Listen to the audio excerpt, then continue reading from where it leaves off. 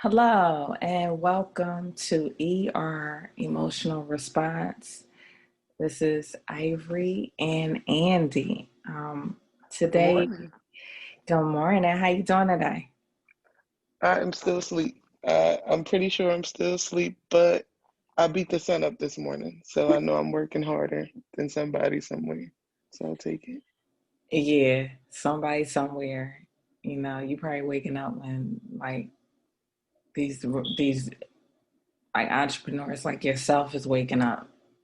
They wake up Yeah, early too and start their day way earlier than everybody else. So um, that's awesome. That's awesome.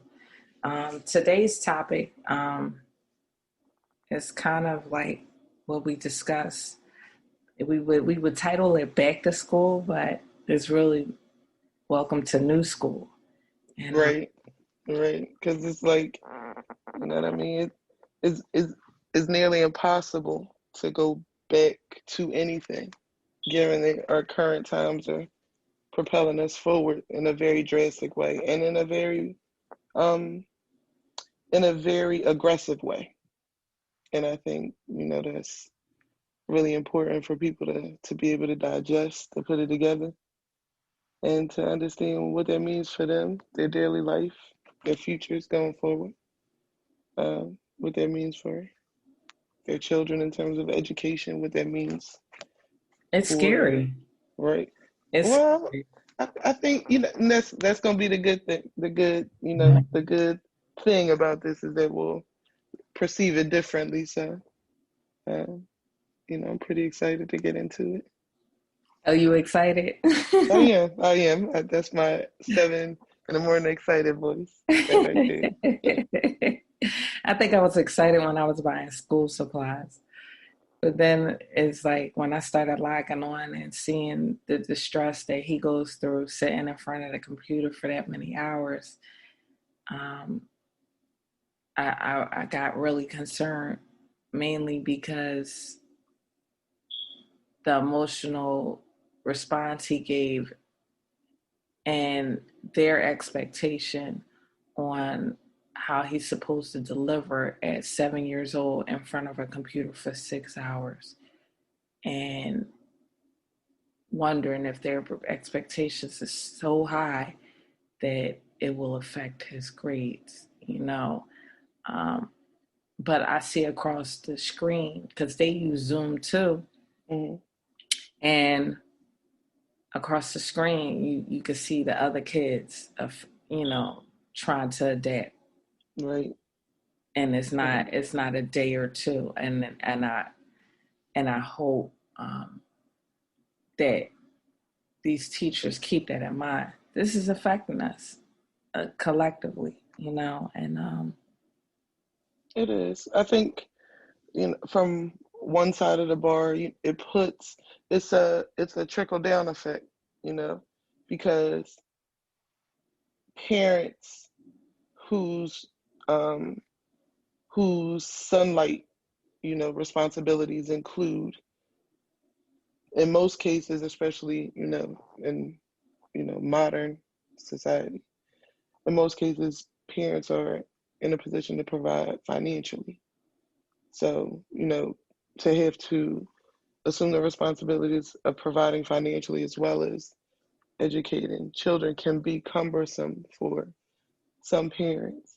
Um, on the flip side of that, though, I think about, my own kids who are preteens and teenagers mm, who are technologically savvy. My oldest son, will likely, end up doing something incredibly technologically advanced. His father is in the technological industry as well. So he has that compass, So this, for him, is very ideal.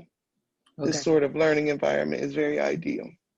Um, my preteens, they do well together because they get to work together.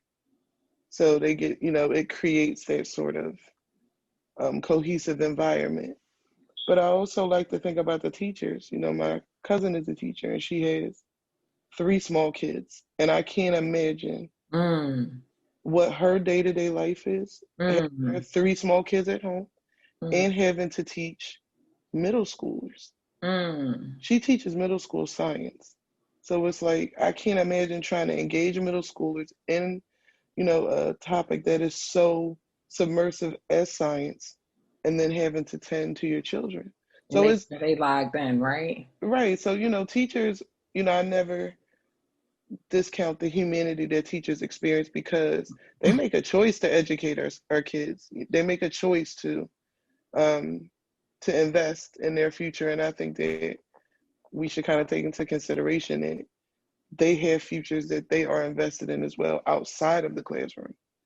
So I think it's just an adjustment for everybody. It's adjustment for many parents who are just learning this work from home dynamic, which is interesting for my house because we are work from home people. So this is not necessarily new for us, but it's the degree to which we are constricted and confined to one singular environment for extended periods of time that does feel very cumbersome. And it's almost like, if human beings were the most evolved and sophisticated species, why do we feel like caged animals?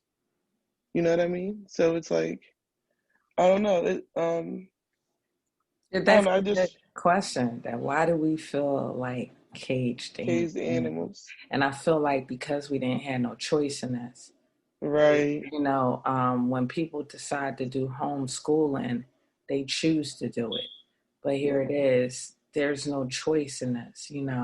When I was a teacher, I don't know if you remember, or do you? You probably don't even know. I was a teacher for like 2.5 years. Okay. I did uh, a year of third grade and 2 years. Well, one Like and kindergarten or pre-K, right? Little one, yeah, kids. 1.5 of kindergarten. Yeah, Okay, yeah, I yeah, remember that. yeah. So um, it was it's a lot. It's a lot. You gotta compartmentalize, and you gotta uh you gotta be present in your career and then come home and reset yourself. You literally gotta hit the reset button because your kid requires so much from Yeah. you, and then you have to be in class with a whole nother type of energy. So when you brought up your cousin, I felt it, you know what I mean? Because that's insane. Right. That's crazy. It's almost like she got to be two different people at the same time. Before, I think this whole quarantine, we had an option to be whoever we was at work and then whoever we was at home. Now those two worlds are combined, and Right. you got to play both roles, and to find sanity in that. But see, here's the kicker, right? The, all of this you said earlier, like all of this is a manifestation of us not having choices. But True. that's to the contrary. We had plenty of choices that we did not make prior to COVID, prior to all of this that has put Mm-hmm. us in this situation. So now we are dealing with the aftermath of one, either inactivity, two, either biased choices, three, either poor choices. So, it, everything has a side effect. Everything cascades. What did Samora say, Queen of the Comedy? All this shit has a side effect. So, I think we as a collective now are going through this existential crisis because we are really, first of all, we have no choice but to sit at home and sit with ourselves. That's new for very many people. Spending so much, spending so much time with yourself, thinking, you know, having to think things through, actually, be thoughtful and considering your actions. That's new. We used to Yeah, live in a culture where people get up and go, get up and go, get up and move, share a little bit on Instagram, Snapchat, whatever the fuck, and keep it rolling. But right. now people have to go introspective. And that's caused, I believe that we are at this place as a collective where either we gonna we in the state one of the stages of grief. We grieve in the loss of the old world, but if we exacerbate the grief process for too long, we will stay here for far longer than we should, and we will continue to feel like victims when in fact we are the perpetrators of a lot of these choices. So I think that we need to take all that stuff into consideration, all this division, all this ignorance, all this lack of true fundamental understanding, the lack of a desire to garner true fundamental understanding has led us to this place where Mother Nature's like, all right, well, fuck y'all. Y'all don't have no choice because y'all don't know what to do with it. Y'all so evolved, but y'all evolved yourself right back into the Stone Ages. So here we are. Really, we really have. We really have. You really, and that's why suicidals is high. That's why Mm-hmm. depression is high. That's why domestic violence is high. That's why child abuse is high, because people are not coping, and their means of adjusting is Day not drinking. clicking. Huh? What Day you say? drinking. They drinking?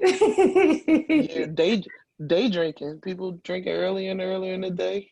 Oh Just yeah, I believe that they drinking and getting high early in the day. It's just it's crazy. And for those that are not drinkers or getting high, they what's the outlet? What's the purge? You know what? it's How do nothing. you And they're how do you like purge time that? bombs. And we're Right. seeing it every time we click on the news. You know what I mean? Every time we click on the news, a husband, calling the cops. I just killed my wife and my mother. What? Like, and you calm about it? Like you really calling in and reporting this? Like, But yeah, that's we I don't know. It's like I said, I feel like society's having this existential crisis yeah, as a whole, and we are ignoring the auspices of what has gotten us there. We're ignoring how we got here. So it's like you turn on the news, you see a husband. All right, for example, right? You see a husband, like you said, who has just committed domestic violence, turns himself in. You see the rage, on the street, and racial rage. You see all, but let's rewind the clock. How we get here? How do mm, we get to this place where we exist in a state of rage? Well, one, creating a culture of normalcy around not addressing things, not addressing the pain that we're in, not addressing the frustration. Or, then after that, we created this hyper culture of selfishness, just doing me. So now you doing you, but at the expense of who? So that's another layer. So now here we go. Now we back into the everybody's so enlightened and woke, and all of us. No, you just was willfully not paying attention. yeah, And so now you're here. Now yeah, you in this position where, okay, now you scrambling for understanding, for information, for connectedness. Because in all that time you had, you took it for granted. We are on the cusp of a larger, like I said, a metamorphosis. We really are. And if we really go introspective, and we really begin to ask ourselves the questions of who am I now?